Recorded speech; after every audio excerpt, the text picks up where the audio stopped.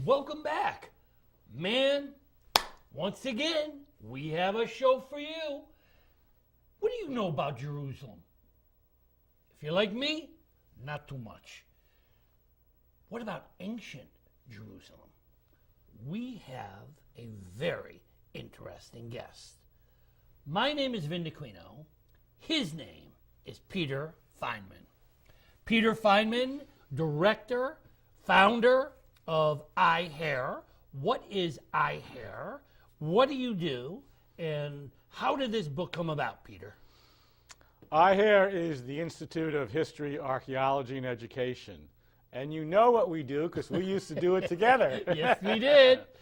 We go back many years when, I don't want to say how many, where we were working on programs on local history here in the Hudson Valley, visiting the sites like of the American Revolution, riding along the about Hudson, your favorite person, Sybil. Going to West Point. Right, and all that time, I had another interest that I hadn't shared with you. Yes. And that's in biblical history. Yeah. So I almost had these two separate tracks.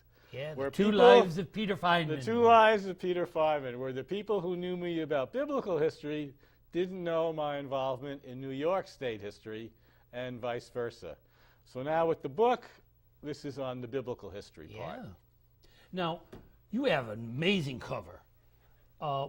This cover goes back, right? This almost controversial. Tell me about this cover. Well, I can tell you what the editor liked most about the cover. What's it? It's free. Oh. Meaning there was no copyright provision wow. on this particular fresco or painting. It probably goes back about 400 years. Trying to minimize the cost of the production. So that's something to keep in mind for all authors. But the reason why I picked this cover, and relates to the title as well as the book, this is an image of a story from the Bible with Solomon, and a story of the wisdom of Solomon when he's adjudicating a dispute between two women. And you see the two women in the picture here on the cover. And the issue is they both were new mothers, but one child had died and the other lived.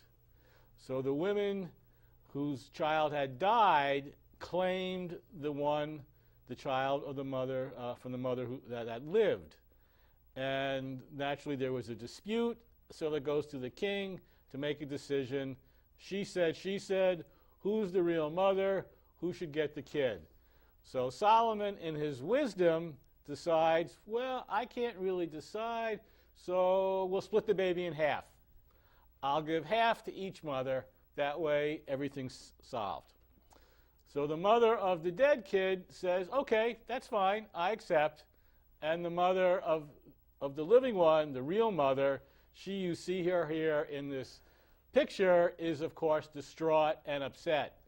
And she's willing then to sacrifice her child and say, okay, you can have, she says to the mother of the dead kid, you can have my baby, even though it's my baby, because I don't want my child to die. And even if it means losing him, I'll let you keep the child. And then Solomon goes, aha! Now I know who the real mother is. The one who is willing to sacrifice being the mother to let her child live, that's the real mother. You get the entire child. So that's the story of Solomon's wisdom, and that's the cover I picked for the book. Well done, well done, well done. Now there's more to it. Oh, sorry. Sorry. Still well done. Why did... Whoops, let me try to just put this on this book stand, which I can't do. Doesn't work, just cut the thing in half. The side that takes it is the side. Oh, never mind. There's a saying in biblical scholarship that literature is politics and politics is literature. What this means is we write stories. We're a storytelling species. We love to tell stories. We always have. And we love to tell stories about what's going on in the present. What are the issues? And that's what this story is really about. It's about the politics in the time, in the 10th century, BCE, 3,000 years ago in Jerusalem, after David died, after Solomon died, because they were faced with a very important issue. It's the same issue we know of from Abraham Lincoln when he said, "A house divided shall not stand." The kingdom was about to divide in two. What do? How do you discuss this issue? We know it happened in America when we split in the Civil War, and it happened in Israel when it split into the northern kingdom and the southern kingdom. But the only way they could debate that issue was by telling stories.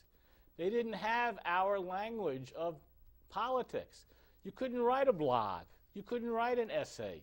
You couldn't even write a book. You couldn't send a letter to the editor. You told a story.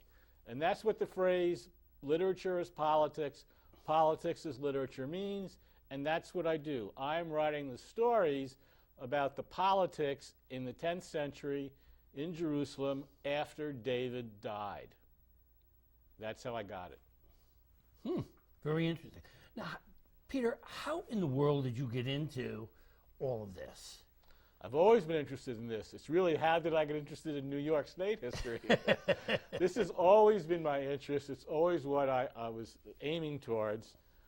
But biblical history is a tough sell in the public school system. Oh, yeah. It's very difficult. And you know that from your Anywhere. own experience there. Yeah. Right, right. So I ended up going more with the state and local history. And even while I was doing that, in the back of my mind, I really knew I wanted to write this kind of material. So it was a question of when I would sort of get around to doing it. Research. Yeah. Yeah, talk to me about the research. Research had to be like phenomenal. You do have to do a lot of research. Yeah. You do have to do a lot of reading about what was going on in Jerusalem back then, 3,000 years ago, into the life of David, into the life of Solomon. You also have to look at other things that you wouldn't think of normally, like writing. Yeah. When was the alphabet invented? How were they able to write stories? We take it for granted, but the alphabet didn't always exist. So you end up doing a lot of research on a lot of different things, the archaeology there, the writing there, the history there, and then you put it all together and you come up with the book, Jerusalem Throne Games. It's interesting because when it comes to the Old Testament, religions blend, because what happened in those early days is similar in Catholicism and in the Jewish religion. The Old Testament is the Old Testament. And all of these stories of Abraham and Solomon and David and even Moses, all of this is the same. And these stories are stories that we've heard. What do we learn from them, Peter? Did we learn anything? Well, I made a slight change just because of the problem you raised. And this book analyzes the story of Solomon's reign and the writing then by looking at 6 stories that people aren't as familiar with. Okay. That way they don't come to them with previously conceived ideas and they're not locked into them. For example, I write about the sons of Cain. Now everybody knows about Cain and Abel, Right. but you don't know the following episode Yeah. about the sons of Cain.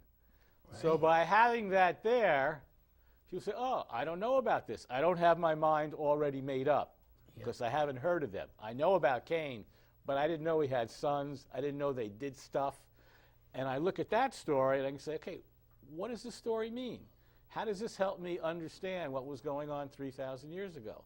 So I deliberately picked stories that aren't as familiar to people rather than the big ones, as like the ones you mentioned, because precisely that problem. Everyone would have their mind made up even before they opened the book. So what do we need to take away from this? What we need to take away, or should take away, or I hope take away, is that they had problems back then the same way we do today. These people were persecuted, you know. But they expressed their problems, as I was saying, through storytelling, because they didn't have these other options. They couldn't go on a TV talk show to talk about the political issues of the day. Right. They couldn't have a cable TV show and all the internet, but they could tell stories. Yep. And by understanding the stories, and we still do this today, we know a lot of the stories that people write today. It could be science fiction, it could be history, but they're really about something today. And you can say, oh, this character is really stands for so-and-so. And they knew that back then. They could do the same thing. You know, one of the biggest battles I'm facing now is the battle with Sybil Ludington. Right. There are a number of people who say, yo, legend, not history, legend.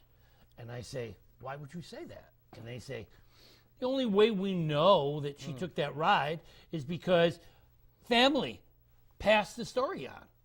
Well, Peter, how did we know about these stories? People passed the story on. And many of these things are things that we either believed or we didn't. So is the Bible legend or is the Bible fact? What is the Bible? I have one passage that really directly relates to that, and it's a slide I use when I give my talks at libraries and so on David. Exact question. So the first line is, David was the king of Israel, of Judah, and then he became the king of Israel. And this, by the way, was the same David in Goliath. That's the slingshot David, right. So that's one scholarly point of view. David became king of Judah, and then he became king of Israel. Then there's another group that says David became king of Israel, and then he became king of Judah. And then there's another group that says David never was a king. And then there's another group that says David never existed. You actually have 5 different points of view about just who David is. So you have to make a decision. Yeah. I made the decision, the traditional one. David was king of Judah, and then he became king of Israel. And what's the first thing he did when he became king of Israel? He made Jerusalem his capital. It's the very first action he took when he went to become king of Israel. So again, what is Jerusalem? What was Jerusalem like? What was this city like 3,000 years ago when David made it his capital? And here's where there's another common misperception, a little like Sybil. The standard answer you always get is Jerusalem is like Washington, D.C. The founding fathers had to pick a capital. Do they go in the north or do they go in the south? David had to pick a capital. Does he go into the north or does he go into the south? That's what you normally get. But what's missing is that there was no city of Washington before the founding fathers picked it. It was just swampland. Yeah. Jerusalem was a city that had been around for 1,000 years. There were people living there. They had religions. They had a God they believed in. They had a culture. What happened to them? And that's part of what I get into in this book. They didn't disappear. It wasn't like they all died. It wasn't like they all were killed by David. They were still there in the capital city, even though they had not been part of Israel. So they brought all those Canaanite traditions with them into the new kingdom David created. And that's where the story really gets into. What was the interaction like among these different groups? Yeah, it's interesting. I mean, that's what you have to do. What I did with Sybil, I'll be putting out a new book. Yes. And the whole idea is to try now to debunk the debunkers. What I have to do is get information that I know is factual, that's related to the incident, that shows a connection, that makes it very difficult not to believe she took this ride. And that is research. And sometimes people don't realize the research that goes into simple statements. For me to say Sybil took the ride, simple. To prove Sybil took the ride is not so simple. Unfortunately, we'll probably never be able to prove exactly what happened 3,000 years ago. Yep.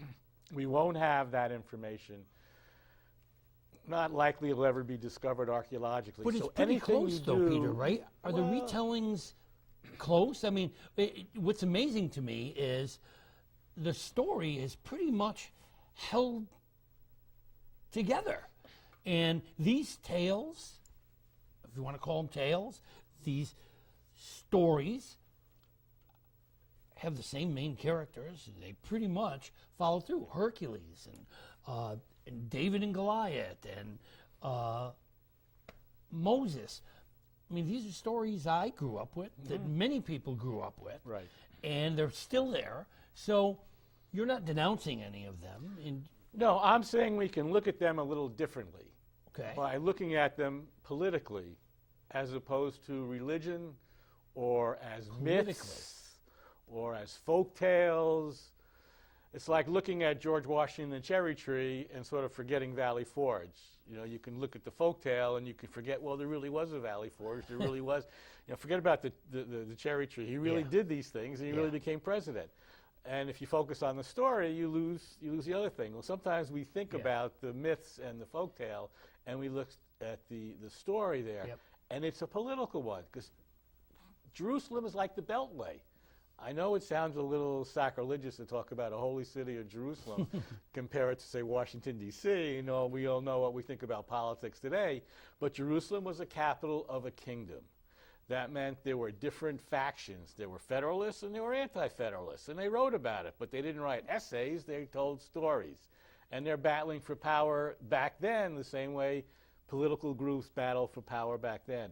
So I'm taking the stories that we have, but I'm showing you not the Sunday school way of learning about them, but the adult way of interpreting them by thinking of them in political terms and saying, hey, these people had real issues about should we have a king or not have a king, and what power should the king have, and should we have taxes, and how much? And they had the 1% and the 99% the same way we did. How did they respond to that? All those issues that we're dealing with, not all of them, but a lot of them, they had to deal with back then, but they did it through story forms. They battled for power through telling of a story.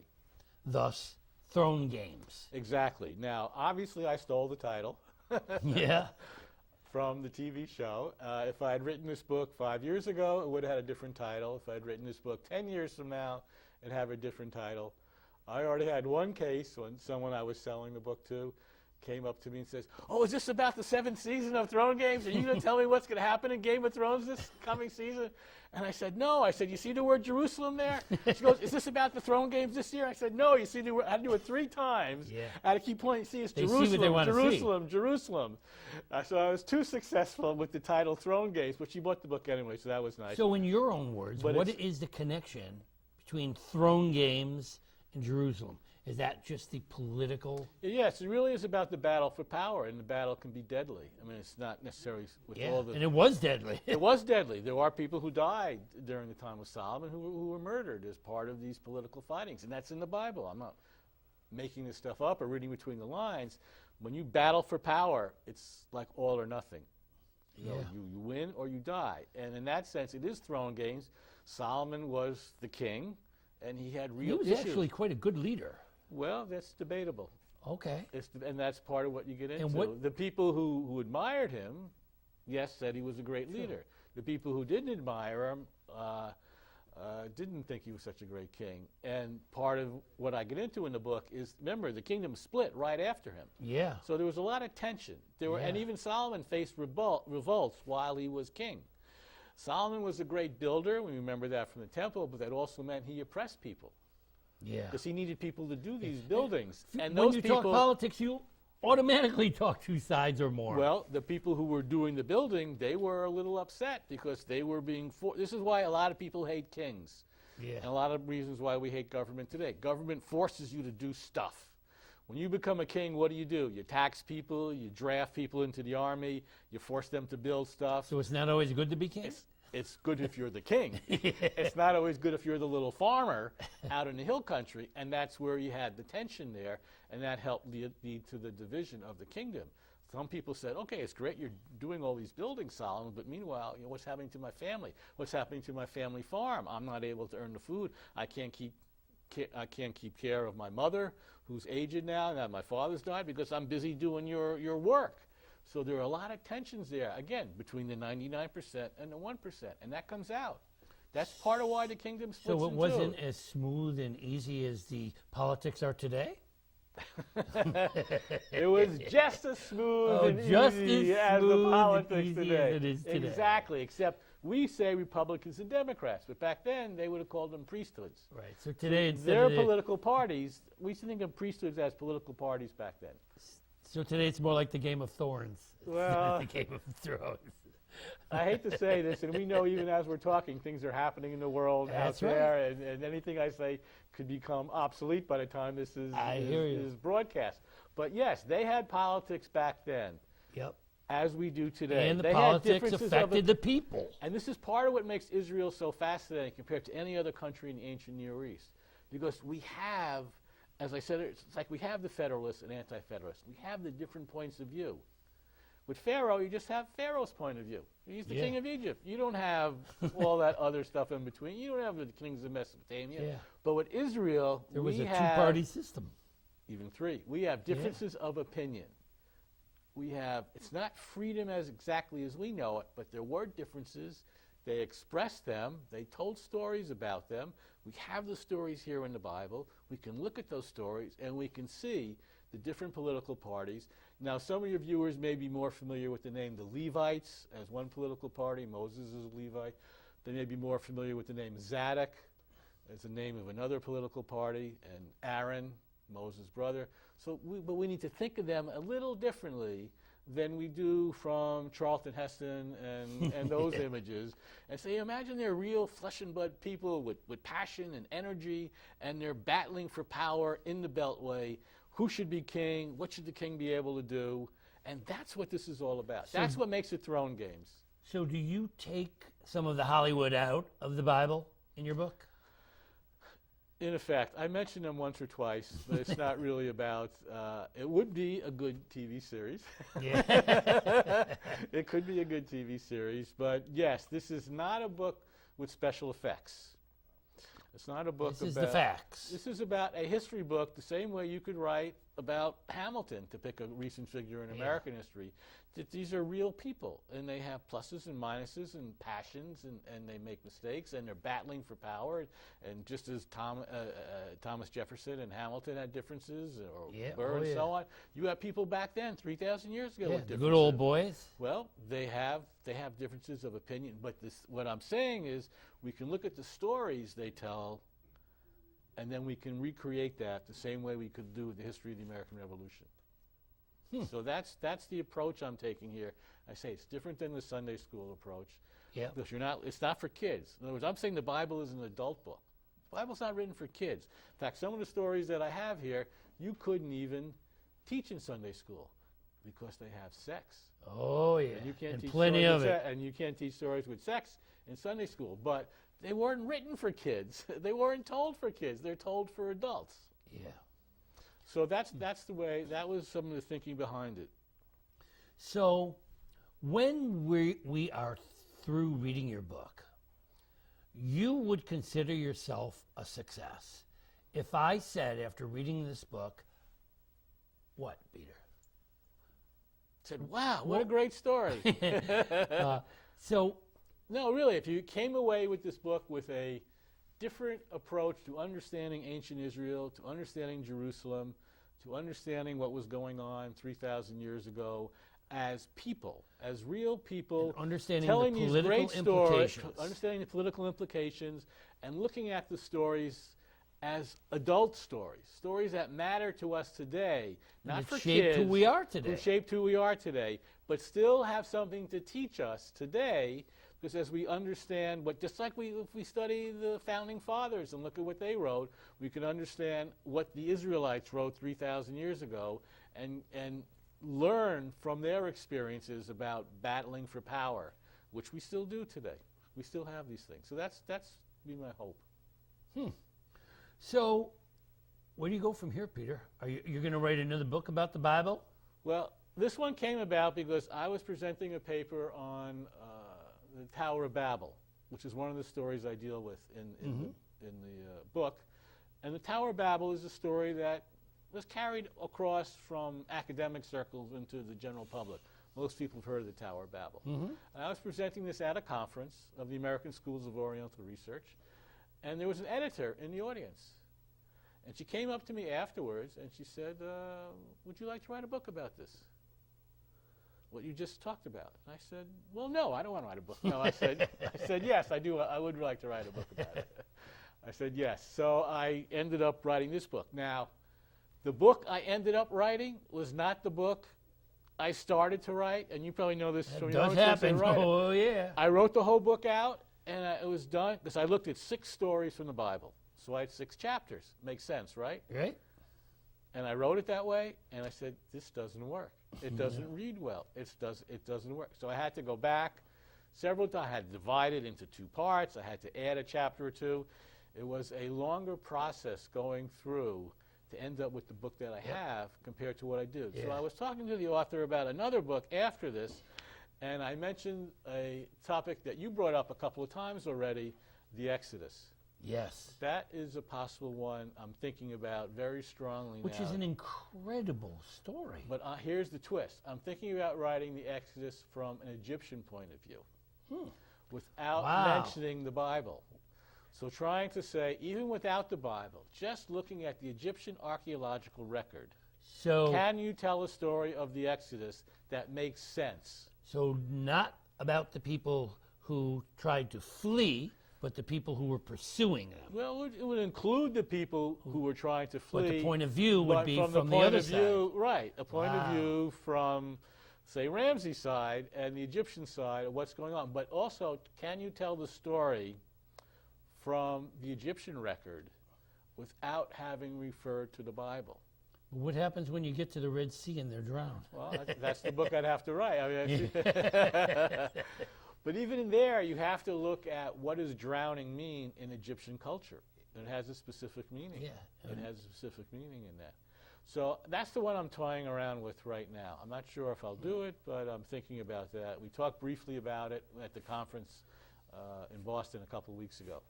Well, while Peter contemplates his next book, you should contemplate this book, Jerusalem Throne Games, the battle of Bible stories after the death of David, a political side of the Bible, another way to look. So if you are one of those people who believe you need to know more about the Bible, then you need to read this book. Peter, what a pleasure, man. Thank you. As you said, we've come a long way. We've come a long way. I like this new hidden side of Peter that I didn't know, this other identity.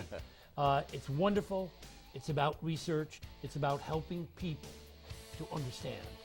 Remember, every time we do not teach the people of today about their yesterday, we steal some of the possibility of their tomorrow. Thank you for being here and joining us today.